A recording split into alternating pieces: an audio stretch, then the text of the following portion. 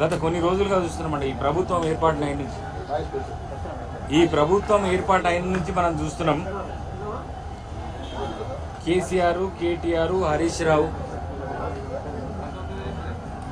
ముఖ్యంగా ఈ బావబామర్దులు ఏం మాట్లాడుతున్నారో మనం చూస్తున్నాం. గత 10 సంవత్సరాలుగా వాళ్ళు ఏం చేసిండ్రో ఈ రాష్ట్ర ప్రజలకు తెలుసు. తెలంగాణలో ప్రజాప్రభుత్వం ఏర్పాటైన తర్వాత ఏం జరుగుతుందో కూడా ఈ రాష్ట్ర ప్రజలకు తెలుసు. వాళ్ళు ఏం చేసినారో వీళ్ళు ఏం చేసినారో రాష్ట్ర ప్రజలకు చాలా స్పష్టంగా తెలుసు. వాళ్ళు అర్థం కూడా చేసుకుంటారు ఏం చేస్తున్నారు. పొద్దున్న లేస్తే అబద్ధాలు.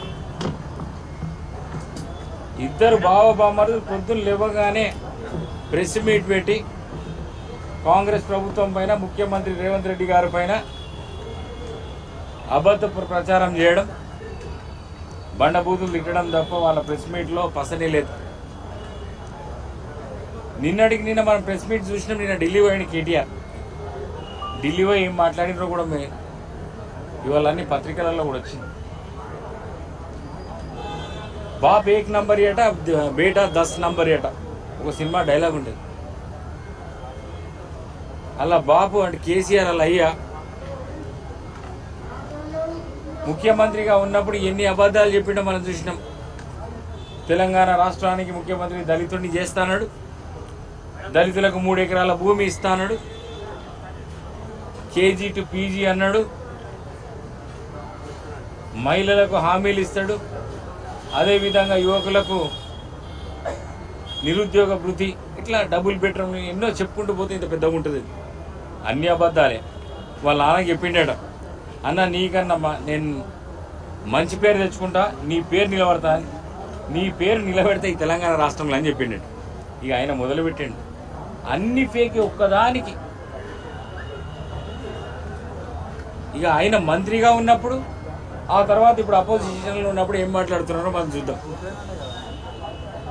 మొన్నటికి మొన్న అంబేద్కర్ విగ్రహాన్ని తొలగిస్తున్నమాట, అంబేద్కర్ విగ్రహాన్ని కూలగొడుతున్నది కాంగ్రెస్ ప్రభుత్వం అని చెప్పేసి. మరి కూలగొట్టిన బ్యూటిఫికేషన్ చేస్తున్నారు.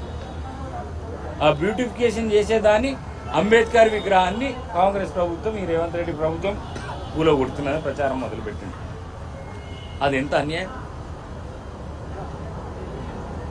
అదేవిధంగా రోజు అవే అబద్ధాలు. ఇంకా ఆఖరికి మినరల్ డెవలప్మెంట్ కార్పొరేషన్ల 150,000 టన్నులు అదేదో గోల్మాల్ జరిగిందని చెప్పేసి దాని 150 కోట్లు అవుతాడు. టన్నుకు 400 రూపాయలు అంటే 150,000 టన్నులు అయినా ట్విట్టర్లో రాసిండు కదా, 6 కోట్లు అవుతుంది. దానికి 150 కోట్లు అంది. ఒకవేళ స్కామే జరుగుంటే అది కూడా ఆ డబ్బు కూడా మినరల్ డెవలప్మెంట్ కార్పొరేషన్ ఖజానాకి వచ్చింది. ఆ డబ్బు ట్రెజరీకి పోయింది. అంటే ఇట్లా ఫేక్ ప్రచారాలు.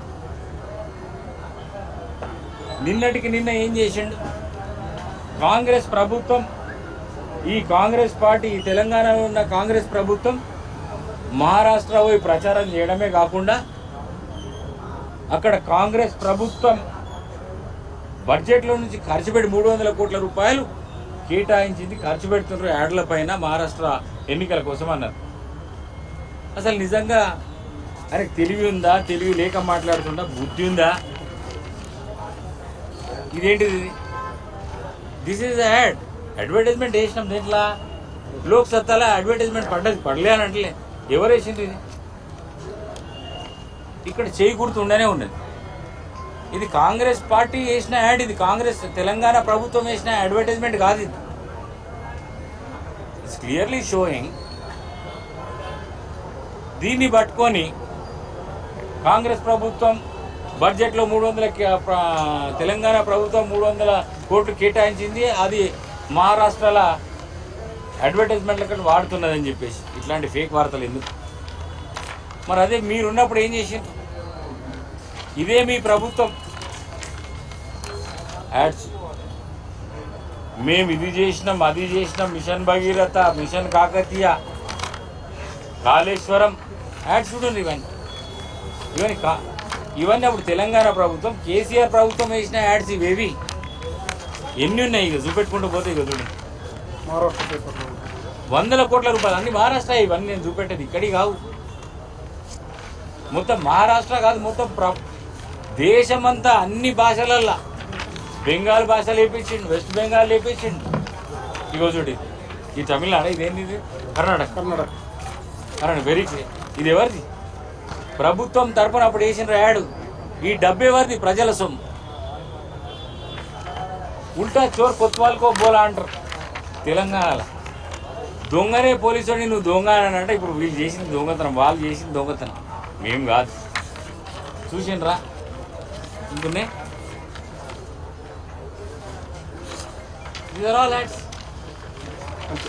వాళ్ళ ప్రభుత్వం ఉన్నప్పుడు కదా ఇది చేసింది.